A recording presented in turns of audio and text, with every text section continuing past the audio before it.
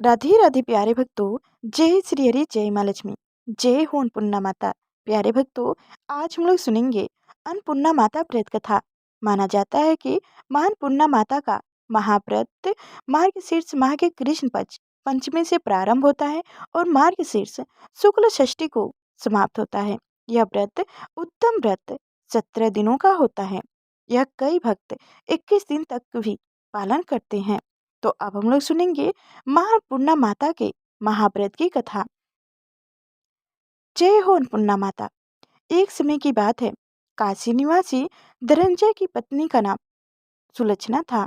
उसे अन्य सब सुख प्राप्त थे, केवल निर्धनता ही उनके दुख का एकमात्र कारण थी।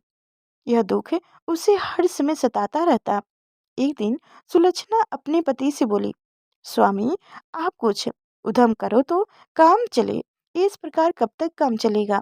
सुलोचना की बात धनंजय के मन में बैठ गई और वह उसी दिन विश्वनाथ शंकर जी को प्रसन्न करने के लिए बैठ गया और कहने लगा, हे देवनिधि भगवान शिव शंकर, मुझे पूजा पाठ कुछ आता नहीं है, केवल आपके भरोसे बैठा हूँ।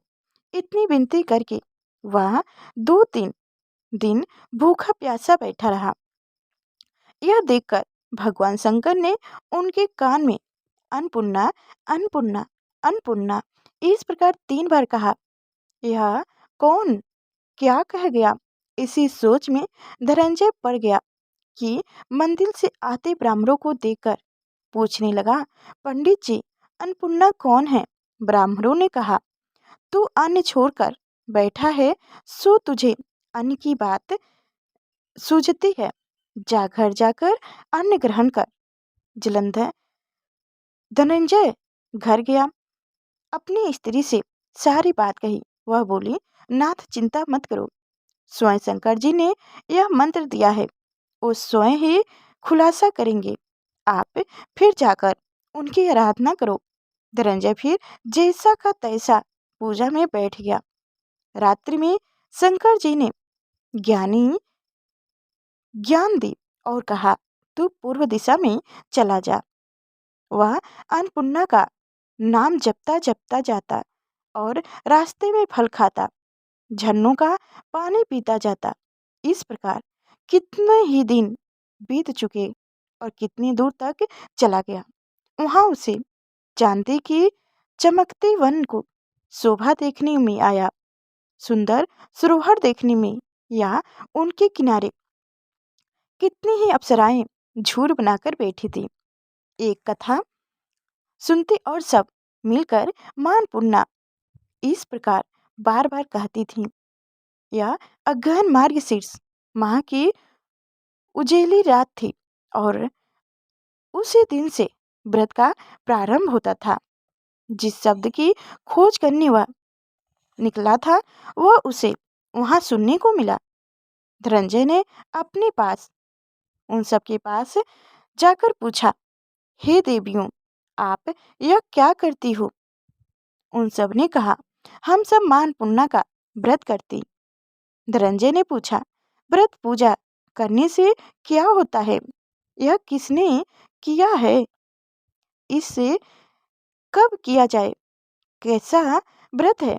मैं और कैसी विधि है? मुझसे भी विस्तार से बतलाओ। वो कहने लगी, इस व्रत को सब कोई कर सकते। 21 दिन तक के लिए 21 गांठ का सूत लेना चाहिए। 21 दिन यदि ना बने तो एक दिन उपवास करे।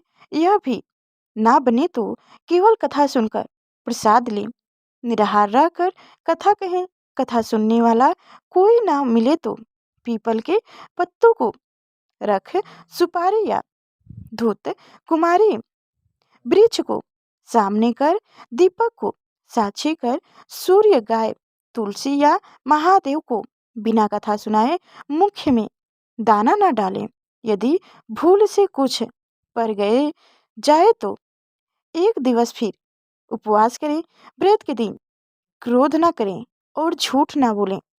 धनंजय बोला, इस व्रत के करने से क्या फल मिलता है और क्या होता है? वो कहने लगी, इनके करने से अंधे को नेत्र मिले, लूलू को हाथ मिले, निर्धन के घर धन मिले, बाजिन को संतान मिले, मूर्ख को विद्या मिले। जो जिस मनोकामना से व्रत करे, माँ उनकी इच्छा पूरी करती हैं। वह कहने लगा, बहनों, मेरे पास भी धन नहीं है, विद्या नहीं है, कुछ भी तो नहीं है। मैं तो दुखिया ब्राह्मण हूँ। मुझे इस व्रत का सूत दे दीजिए। हाँ भाई, तेरा कल्याण हो, हम तुम्हें अवश्य दूंगी। ले, इस व्रत का मंगलसूत्र ले। धनंजय व्रत किया। व्रत पूरा हुआ। तभी सरोवर में से 21 खंड की सूर्या सरोवर सिरे हीरे मोती जरी हुई प्रकट हुई। धनंजय अन्नपूर्णा, जय अन्नपूर्णा कहता जाता था। इस प्रकार कितनी सीढ़ियां उतर चुकी गई। उसके बाद देखता है कि करोड़ों सूर्य से प्रकाशम अन्नपूर्णा का मंदिर है। उनके सामने सरोवर सिंहासन पर माता अन्नपूर्णा विराजमान है। सामने भिक्षा हेतु शंकर भगवान खड़े हैं। देवगरी निधियां चंवर डुलाती हैं। कितनी ही हथियार बांधे पहरा देती हैं।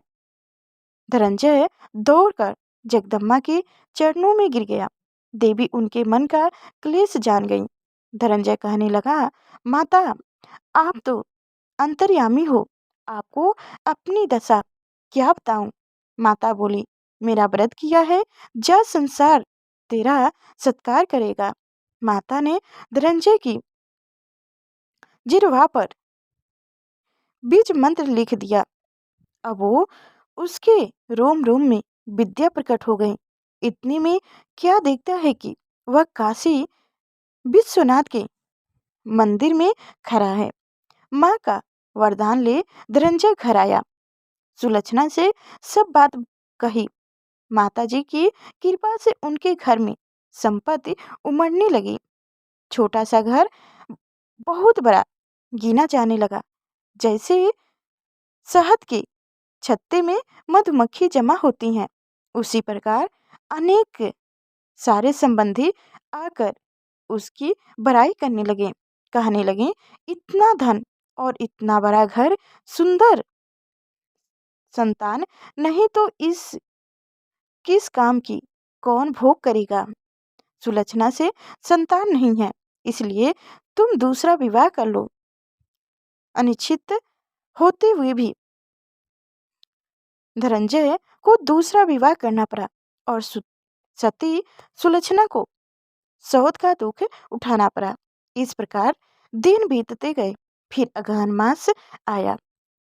नए बंधन से बंधे पति से सुलक्षणा ने कहलाया कि हम व्रत के प्रभाव से सुखी हुए हैं, इस कारण यह व्रत छोड़ना नहीं चाहिए। यह माताजी का प्रताप है जो हम इनके संपत्ति और सुखी हैं। सुलक्षणा की बात सुनकर धनंजय उनके यहाँ आया और व्रत में बैठ गया। नई बहू को इस व्रत की खबर नहीं थी। वह धनंजय के आने की राह देख रही थी। दिन बीतते गए और व्रत पुण्य होने में 3 दिन बाकी थी कि नई बहू को खबर पड़ी। उनके मन में ईश्वर की ज्वाला धधकने लगी। सुलक्षणा के घर आ पहुंची और उनके वहां दौड़ भाग मचा दी। वह जलंत धनंजय को अपने साथ ले गई। नए घर में धनंजय को थोड़ी देर के लिए नींद आ गई।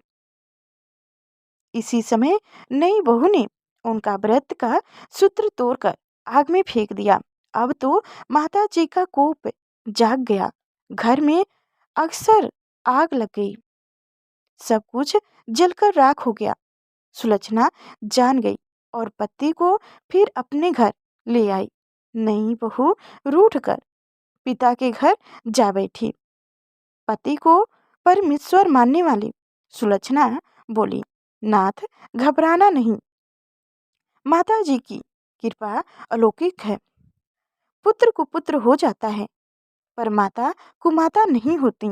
अब आप श्रद्धा और भक्ति से आराधना शुरू करो, वो जरूर हमारी कल्याण करेंगी। धनंजय फिर माता के पीछे पड़ गया।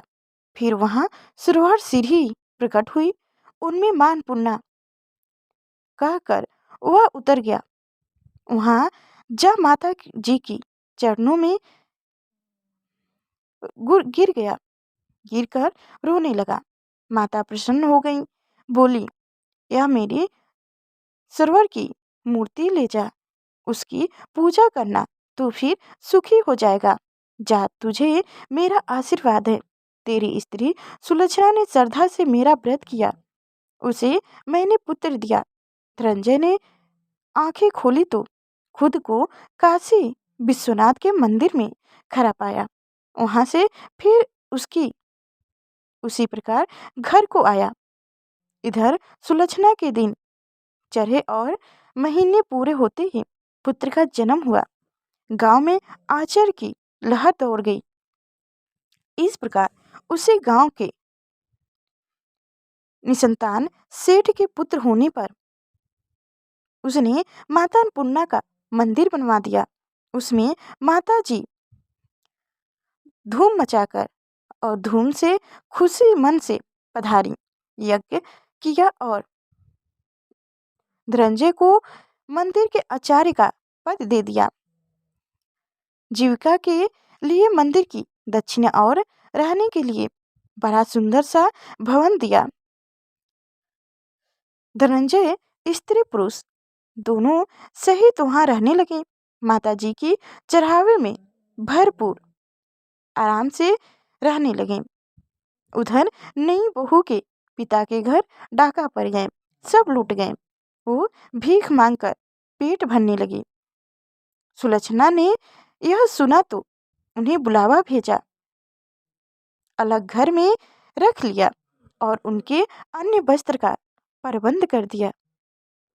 धनंजय, सुलक्षणा और उनका पुत्र माता जी की कृपा से आनंद से रहने लगे। माता जी ने उसे जैसे उनके भंडार भरे वैसे सबके भंडार भरे। जय मां अन्नपूर्णा, जय माता अन्नपूर्णा। प्यारे भक्तों, मां अन्नपूर्णा व्रत कथा कैसी लगी कमेंट में अवश्य बताएं। और हमारे चैनल पर नए थे, लाइक नहीं किए हैं तो लाइक करके चैनल को सब्सक्राइब कर लीजिए और बेल आइकन की घंटी दबा दें, ताकि आगे जो मैं इसी व्रत कथा लेकर आऊँ तो सबसे पहले आप तक नोटिफिकेशन पहुँचे। फिर चलते हैं, फिर मिलेंगे अगले नेक्स्ट वीडियो में। तब तक के लिए धन्यवाद।